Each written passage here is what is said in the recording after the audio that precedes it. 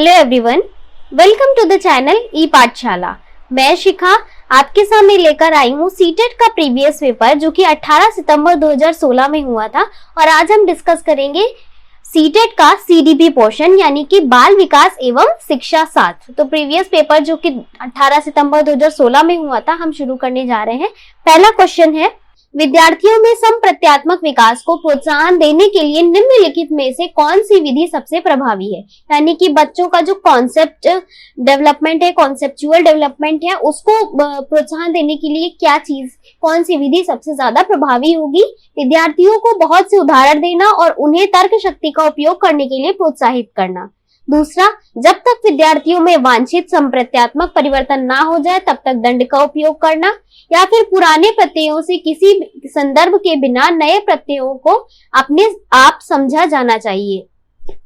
या फिर याद करने के लिए कहकर विद्यार्थियों के गलत विचारों को सही विचारों में बदलना। तो बच्चों के समप्रत्यात्मक विकास के प्रोत्साहन के लिए हमें क्या करना है, विद्यार्थियों को बहुत से उदाहरण देना है और उनकी तर्क शक्ति को उपयोग करने के लिए उन्हें बहुत ज्यादा प्रोत्साहित करना है, जिससे कि उनका जो कॉन्सेप्ट है वो क्लियर होगा। तो सही आंसर फर्स्ट वाला हो जाएगा।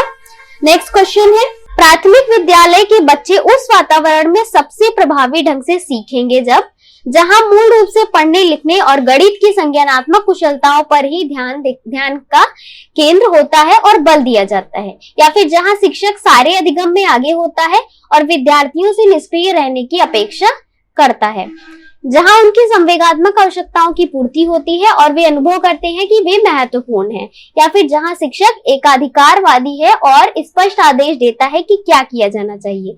तो प्राथमिक विद्यालय का जो बच्चा है वो सबसे अच्छे से तभी सीख पाएगा जब उसको लगेगा कि उसकी जो संवेगात्मक आवश्यकताएं हैं, उसकी जो इमोशंस है, उसकी बहुत ज्यादा इंपॉर्टेंस है क्लासरूम में टीचर को।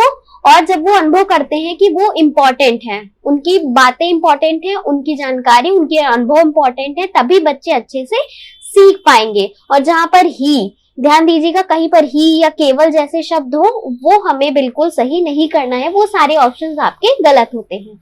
नेक्स्ट क्वेश्चन है, एक बच्चा खिड़की के सामने एक कौवे को उड़ता हुआ देखता है और कहता है एक पक्षी। इससे बच्चे के विचार के बारे में क्या पता चलता है। बच्चे की स्मृतियां पहले से भंडारित है, या फिर बच्चे में पक्षी का प्रत्यय विकसित हो चुका है, या फिर बच्चे ने अपने अनुभव बताने के लिए भाषा के कुछ उपकरणों का विकास कर लिया है। तो जैसे ही बच्चा एक कौवे को उड़ते देखता है और बोलता है एक पक्षी, तो इसका आंसर होगा 1 2 3, यानी कि उसकी स्मृतियां भंडारित हो चुकी हैं पक्षी के बारे में, उसका कॉन्सेप्ट पक्षी के बारे में डेवलप हुआ है और वो अपने अनुभव को बताने के लिए कुछ वर्ड्स का, कुछ भाषा का यूज कर रहा है। तो सही आंसर हो जाएगा ए 1 2 और 3। नेक्स्ट क्वेश्चन है, कोई शिक्षिका अपने विद्यार्थियों को क्या कहे कि उन्हें भीतरी प्रेरणा के साथ कार्य करने के लिए प्रोत्साहित किया जा सके। यानी कि बच्चे अंदर से आंतरिक प्रेरणा उनके अंदर आए, तो इसलिए टीचर को क्या करना चाहिए, क्या कहना चाहिए, काम जल्दी पूरा करो तो तुम्हें एक ट्रॉफी मिलेगी, या फिर इसे करने की कोशिश करो तुम सीख जाओगे, या फिर चलो इसे उसके करने से पहले समाप्त कर लो, या फिर तुम उसके जैसे क्यों नहीं हो सकते, देखो उसने इसे एकदम ठीक कर दिया। तो हमें बच्चे को कोई लालच नहीं देना है, तो ये गलत हो जाएगा। चलो इसे उसके करने से पहले समाप्त कर लो, तो हमें कंपेयर भी नहीं करना है, यहाँ पर भी कंपैरिजन नहीं करना है। तो इसका सही आंसर हो जाएगा इसे करने की कोशिश करो। हमें बच्चों को मोटिवेट करना है, उन्हें प्रोत्साहित करना है। तो इसका सही आंसर हो जाएगा नंबर बी। नेक्स्ट क्वेश्चन है, कोई शिक्षिका अपने विद्यार्थियों को अध्ययन के लिए अध्ययन करने हेतु आंतरिक रूप से उत्प्रेरित करने के लिए कैसे प्रोत्साहित कर सकती है। यानी कि बच्चे को कैसे आंतरिक रूप से प्रेरणा दी जा सकती है जिससे वो मोटिवेट होकर हर समय अपना कार्य कर सके, अधिगम कर सके। व्यक्तिगत लक्ष्य निर्धारित करने और उनमें निपुणता पाने में उन्हें मदद देकर, साफ दिखाई पड़ने वाले इनाम देकर जैसे ट्रॉफी, उनमें चिंता और डर पैदा करके, या फिर प्रतियोगात्मक परीक्षण से। तो बच्चों को प्रतियोगिता की भावना नहीं विकसित करनी है, चिंता और डर भी नहीं विकसित करना है, और इनाम या पुरस्कार का लालच नहीं देना है। तो सही आंसर हो जाएगा व्यक्तिगत लक्ष्य निर्धारित करने और उसे निपुणता पाने में मदद देकर उसको हमें प्रोत्साहित करना है। नेक्स्ट क्वेश्चन है, किसी प्रारंभिक कक्षा में प्रभावशाली शिक्षक का उद्देश्य विद्यार्थियों को उत्प्रेरित करना होगा। तो किसी प्रारंभिक कक्षा में, प्राइमरी क्लास में प्रभावशाली शिक्षक का उद्देश्य विद्यार्थियों को उत्प्रेरित करना होगा कि दंडात्मक उपायों का प्रयोग करके जिससे वे शिक्षक का सम्मान करें, ऐसे काम करने के लिए जिससे परीक्षा के अंत में वे अच्छे अंक पा सके, सीखने के लिए वे जिज्ञासु बने और सीखने के लिए ही सीखना पसंद करें, रटकर याद करने के लिए जिससे वे प्रत्यय स्मरण करने में अच्छे बने। तो इसका सही आंसर होगा नंबर सी, यानी कि बच्चे सीखने के लिए सीखे, बहुत ज्यादा जिज्ञासु बने और वो लाइफ में सिर्फ वो परीक्षा पास हो जाए, उन्हें अच्छे अंक मिल जाए इसलिए ना सीखें, बल्कि वो जीवन में कुछ अच्छा कर सके, कुछ नई चीजों को सीख सके, इसलिए जो है वो सीखना पसंद करे। तो आंसर हो जाएगा सही ऑप्शन सी। नेक्स्ट क्वेश्चन है, निम्नलिखित में से कौन सा उदाहरण प्रभावशाली विद्यालय की प्रथा का है, यानी कि प्रभावशाली विद्यालय का उदाहरण कौन सा है? व्यक्ति सापेक्ष अधिगम, प्रतियोगात्मक कक्षा, निरंतर तुलनात्मक मूल्यांकन या फिर शारीरिक दंड। दंड देना बिल्कुल भी अलाउड नहीं है, निरंतर तुलनात्मक मूल्यांकन बिल्कुल नहीं करना है और ना ही प्रतियोगात्मक कक्षा को बढ़ावा देना है। तो सही आंसर होगा व्यक्ति सापेक्ष अधिगम, यानी कि हर बच्चा सीख सके, इंडिविजुअल हर स्टूडेंट जो है वो अच्छे से सीख सके, तो ये एक प्रभावशाली विद्यालय का उदाहरण होगा। नेक्स्ट क्वेश्चन है, विकास का सिरह पदाभिमुख दिशा सिद्धांत व्याख्या करता है कि विकास इस प्रकार आगे बढ़ता है: सिर से पैर की ओर, ग्रामीण से शहरी क्षेत्रों की ओर, सामान्य से विशिष्ट कार्यों की ओर या फिर भिन्न से एकीकृत कार्यों की ओर। तो विकास का जो दिशा सिद्धांत है शिरः पदाभिमुख, इसका ये क्या कहता है कि जो विकास है वो सिर से पैर की ओर होता है, यानी कि सर से लेकर पैर की ओर जो है वो विकास की दिशा होती है। तो इसको कहते हैं सिरः पदाभिमुख दिशा। नेक्स्ट क्वेश्चन है, भाषा विकास के लिए सबसे संवेदनशील समय निम्नलिखित में से कौन सा होता है? वयस्कावस्था, प्रारंभिक बचपन का समय, जन्म पूर्व का समय या फिर मध्य बचपन का समय।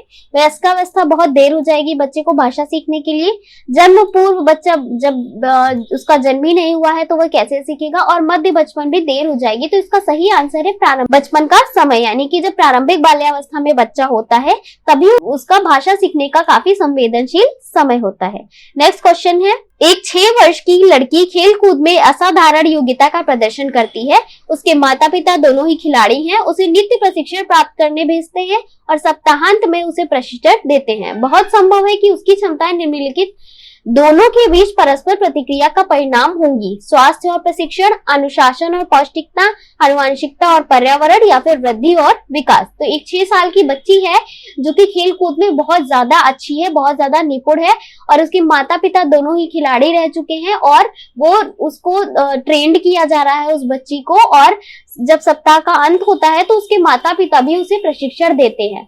तो ये किस चीज का उदाहरण होगा? आनुवंशिकता और वातावरण, यानी कि उसके माता पिता से आनुवंशिक रूप से उसे ये लक्षण प्राप्त हुए हैं और उसका पर्यावरण, यानी कि उसको बाहर से भी, वातावरण से भी प्रशिक्षित किया जा रहा है खेल कूद में। तो इसका सही आंसर होगा आनुवंशिकता और पर्यावरण। नेक्स्ट क्वेश्चन है, निम्नलिखित में से कौन से सामाजिकरण के गौरवाहक हो सकते हैं, यानी कि सामाजिकरण के दूसरे वाहक, गौरवाहक कौन कौन है? विद्यालय और निकटतम परिवार के सदस्य, परिवार और रिश्तेदार, परिवार और पास पड़ोस या फिर विद्यालय और पास पड़ोस। तो सामाजिकरण की गौड़ एजेंसी जो होती है, परिवार जो होता है वो प्राथमिक एजेंसी है तो ये भी नहीं होगा, परिवार इसमें भी इंक्लूड है तो ये भी नहीं होगा, और यहाँ पे भी परिवार है तो ये भी नहीं होगा। तो इसका सही आंसर होगा विद्यालय और पास पड़ोस, यानी कि विद्यालय और पास पड़ोस से जो है बच्चा दूसरी सामाजिकरण एजेंसीज है विद्यालय और पास पड़ोस। नेक्स्ट क्वेश्चन है, लेव वाइगोत्स्की के अनुसार संज्ञानात्मक विकास का मूल कारण है मानसिक प्रारूपों यानी कि स्कीमास का समायोजन, उद्दीपक अनुक्रिया युग्मन या फिर संतुलन या फिर सामाजिक अन्योन्क्रिया।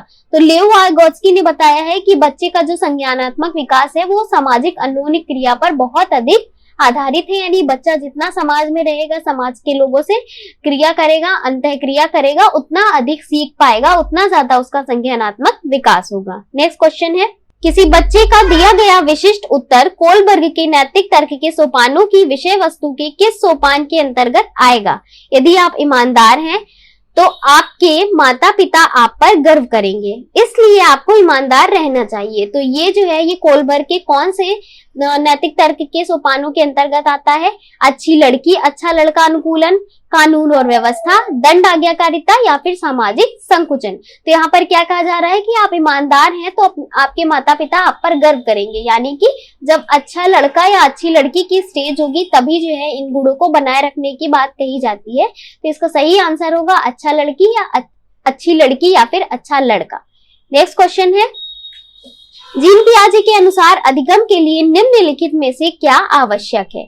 ईश्वरीय न्याय पर विश्वास, शिक्षकों और माता पिता द्वारा पुनर्बलन, शिक्षार्थी के द्वारा पर्यावरण की सक्रिय खोजबीन या फिर वयस्कों के व्यवहार का अवलोकन। तो पियाजे ने कहा था कि बच्चे जो है वो ज्ञान के सक्रिय निर्माता होते हैं और अपने ज्ञान का निर्माण खुद करते हैं खोजबीन के द्वारा। तो इसका सही आंसर हो जाएगा option number C. Next question है, जीन पियाजे के अनुसार प्रारूप यानी स्कीमा जो होता है उसका निर्माण वर्तमान योजनाओं के अनुरूप बनाने हेतु नवीन जानकारी में संशोधन और नवीन जानकारी के आधार पर पुरानी योजनाओं में संशोधन के परिणाम के रूप में घटित होता है। इन दो प्रक्रियाओं को जाना जाता है, यानी कि जब वर्तमान योजना के अनुरूप हम किसी नवीन जानकारी में संशोधन करते हैं और उसके बाद किसी नवीन जानकारी के आधार पर अपनी पुरानी योजनाओं में संशोधन करते हैं, तो इन प्रक्रियाओं को क्या कहा जाता है? तो इसका सही आंसर होगा समावेशन और समायोजन, यानी कि जब हम नवीन जानकारी में संशोधन करते हैं तो उसे हम समावेशन कहते हैं और हम नई जानकारी जो हमें प्राप्त हुई है उसके आधार पर जब हम अपनी पुरानी योजनाओं में पुरानी चीजों में चेंजेस करते हैं तो उसको हम समायोजन कहते हैं। तो इसका सही आंसर होगा ऑप्शन बी। तो आई होप आपको ये सेशन बहुत अच्छा लगा होगा और आप हमारे चैनल को सब्सक्राइब कर सकते हैं यूट्यूब पर, आप हमें फॉलो कर सकते हैं टेलीग्राम, फेसबुक और इंस्टाग्राम पर, जहां पर आपको बहुत सारी पोस्ट सीडीपी से रिलेटेड, कंप्यूटर से रिलेटेड और जीएस से रिलेटेड मिलेंगी। और अगर आपको कोई टॉपिक पढ़ना है सीडीपी से रिलेटेड या कोई जीएस का टॉपिक या कंप्यूटर का, तो आप हमें कमेंट बॉक्स में जरूर कमेंट करें। Thank you.